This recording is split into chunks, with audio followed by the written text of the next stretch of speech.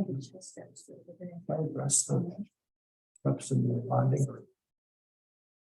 Okay.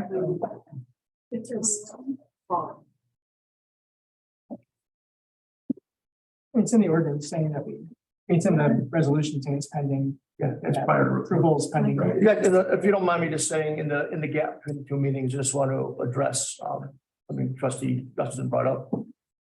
We do require bonding. We require it prior to recording.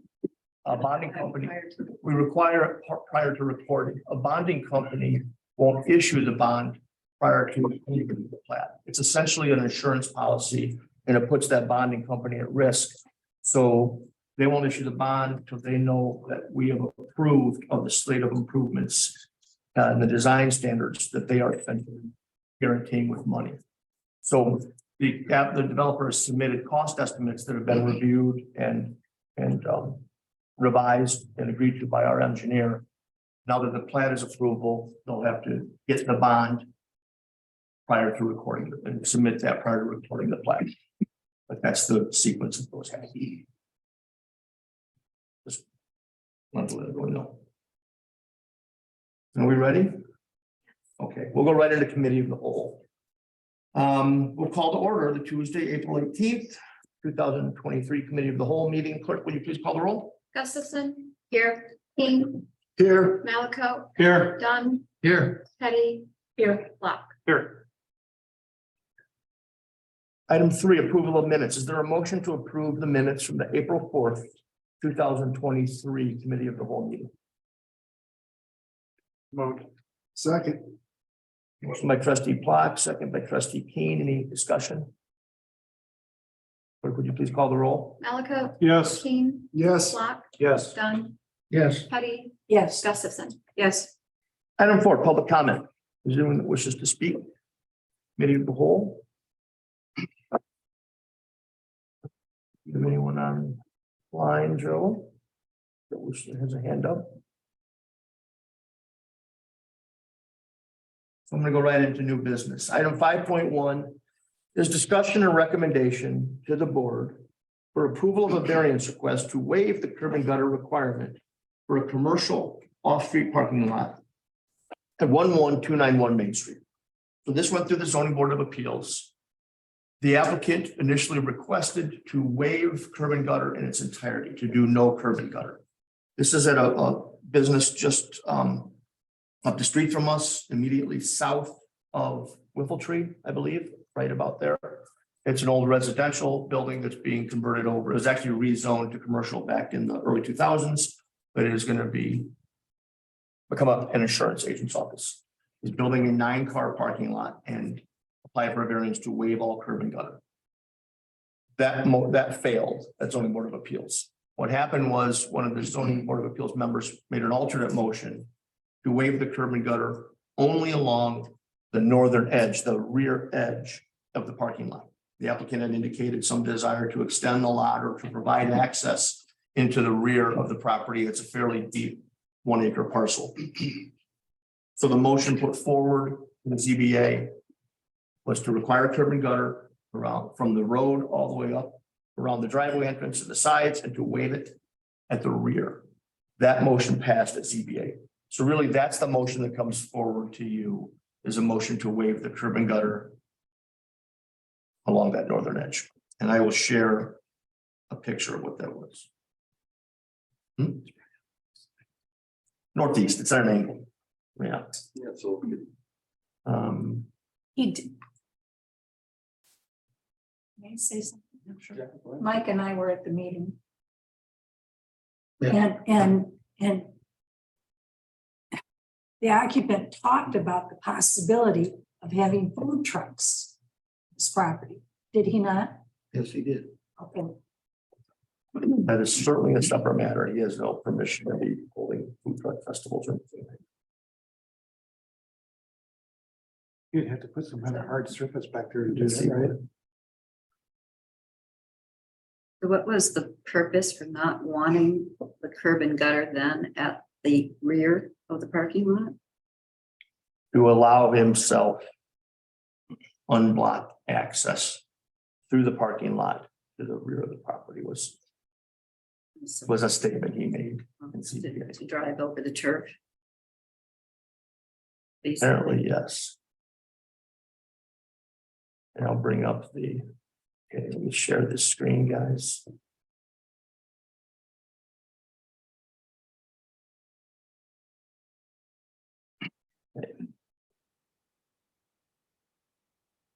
So can everyone sees the monitor? That's the property highlighted with the boundary, the white boundary around it. Right at the, just south of the intersection of Reimer and Main.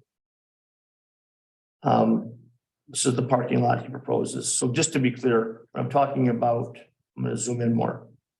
It's this.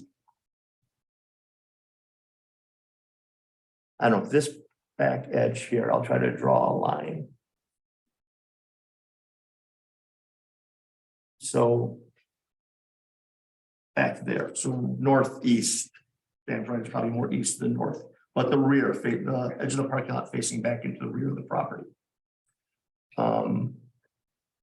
just a procedural question. He came to get a permit to do the parking lot, correct? Actually, no, he didn't, and I seen it, and I called up here and had him stop. Okay, so he just He decided. did ask for permission then to put the base in, knowing that we did not approve a permit for the paving. Obviously, he was. So none of this has been permitted. That's correct. That's correct. So that's the gravel it's in right now. I drove by it Mhm. this morning. Aesthetically, it does not enhance Main Street. Like, he's got to pay it per ordinance, doesn't he? Yes, Yes, right now, ordinance would require curb and gutter, paved and curb and gutter around the entire perimeter. That's what ordinance requires. The variance that advanced out of zoning board of appeals would, so everything highlighted in yellow there would be curb and gutter. And they recommended a variance to that 60-foot dimension along the back end of the lot. I would That's what like comes forward to, to you.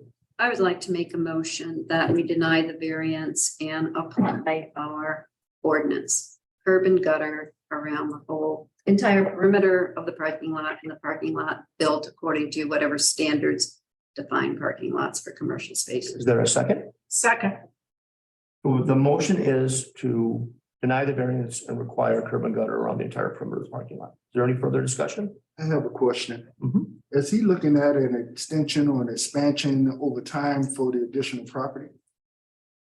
Has that Unclear. been discussed?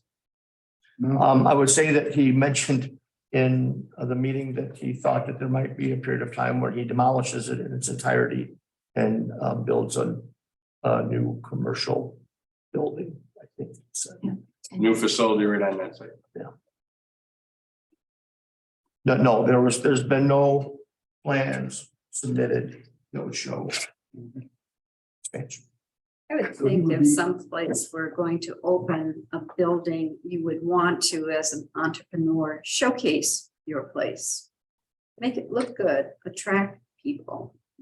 Here it kind of seems that's not the interest. Clerk, do you want to call the roll? Again, voting yes is to deny the variance. Deny. Dunn, Voting yes is a yes. Yes. yes, Malaco, Yes. Petty, Yes, Block, Yes. Gustafson. Yes, Was that everybody? Yes. Okay, motion to deny the variance passes 6-0. And one other item under new business I want to bring up. It is a special event permit application that was actually submitted on the 12th, but I had not noticed that it included such an extensive use of Leland Park. I've put it in the packet. I will bring it up on the screen if my computer would cooperate. This is submitted by Miss Beverly Pomerang, Pomerang, a Roscoe resident, who has a foundation, a Live Real Foundation. She's held events here in the village previously as well. This would be for May 13th. That's why I wanted to bring it up under new business on this committee of the whole to give it a chance to be heard at the May 2nd board meeting. The exhibit here shows their intended use of the facility. It would be renting the Leland Park Pavilion. It would have, it says vendors and shelters in the shelter and in 10 by 10 tents, a carnival-like setup of games and outdoor activities for the kids, a food truck, Dee Dee's Coffee, and first responder education and demonstration. Has she's spoken to you about this at all yet? The first responder stuff. Should send an email prior to the last. I think probably there's still some between now and then. We'll find out a little bit more about what perhaps the first responder education and demonstration involves. Is this a fundraiser? Well, let's see. I think I've met her and it was at Fall Festival. And she started I believe, She I'm did. correct, but not for profit, She did indeed. after her son tragically died of a drug overdose. I'm not sure. Yeah, true. So it's something to do with that. The nature of the event says activities and resources for families to help give support for trauma resiliency, mental wellness, disability, inclusion, and SUD prevention. Which I think is SUD. believe it's substance use disorder prevention. Lovely person. Her and her husband are doing this. And then it says vendors will have standard 10 by 10 tents, yard signs and banners, balloon arch, outdoor games, carnival-like games, boss games, fishing games, etc. Any idea of the type of vendors she's referring to? No, but if you want, It says substance use prevention vendors, mental wellness, resource vendors, retail vendors, disability vendors. Okay. I'm assuming it'll just be vendors associated with the foundation. And that's Mother's Day weekend? Sounds almost like a trade show. I can ask her to could provide additional information, or we'll certainly invite her perhaps to even come talk a little bit about her event and publicize it at the next meeting. That's the day before Mother's Day. 13th. Just curious, I've not heard of this. Has she done this before in other communities, or is this her first experience with doing? She's something held, like this? she has held activities in Roscoe. I can't tell you if she's done anything. But in other communities. nothing of this. You made the opening comment, you were unaware of the extensive use of Leland Park, turning out to be a bigger, is that what you meant? I just, the packet in its entirety was placed on my desk and I looked at it and didn't realize until I flipped through to the map page how many activities were proposed, because that's a village owned property for ordinance that requires board approval.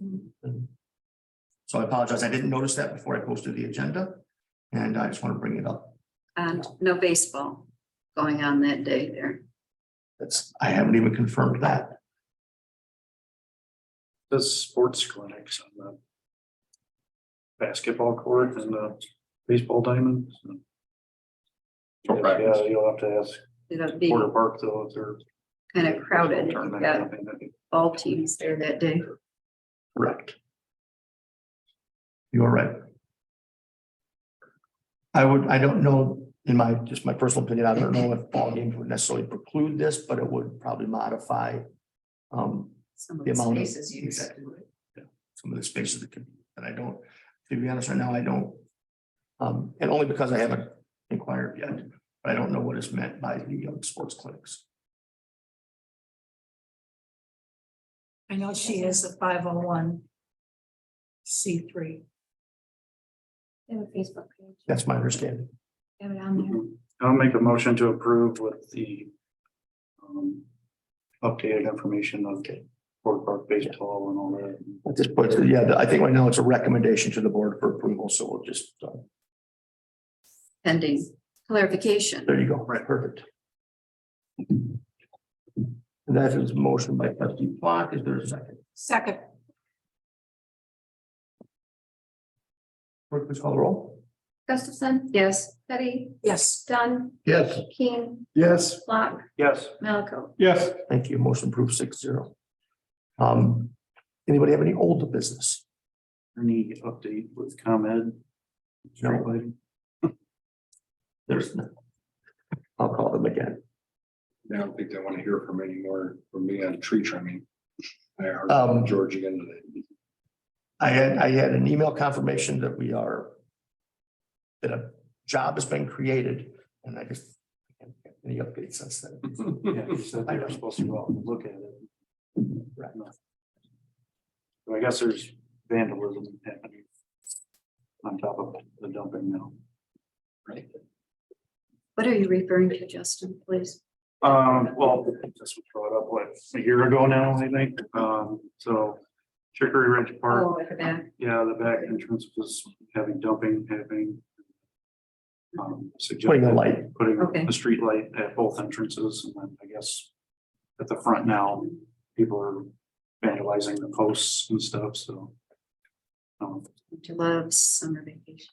It's been we'll get there. It's been a bit of a odd, confusing I mean, start to the. obviously won't take very many, it's just, I don't believe there's any street lighting at the back at all, There's so not. there's gonna be quite a. On top of the hill in the back. So there's not service there either, so I think that's probably what they're looking to do is what it takes to bring service to it. I mean, you could bring service to it, because there is some along that road, but Right. the back one is gonna be. Yeah. The issue. As silly as it sounds, I think I reported this at a previous meeting, we were hung up for a while only because they didn't believe that Winge assigned the park and address and we provided that, and that didn't show as an actual valid address, and so for a while, we're arguing about, even though I had sent a map. Those two houses up on the hill there, that back entrance, there's pedestals there, so they could tie into that pretty simply, and however many feet from there to put the pole out. Yeah. It's not that big of a deal. I'd like to make a motion that we adjourn. Second, Wait. Any public comment? No executive session? Okay, motion to adjourn. And Sue, did you second? She does.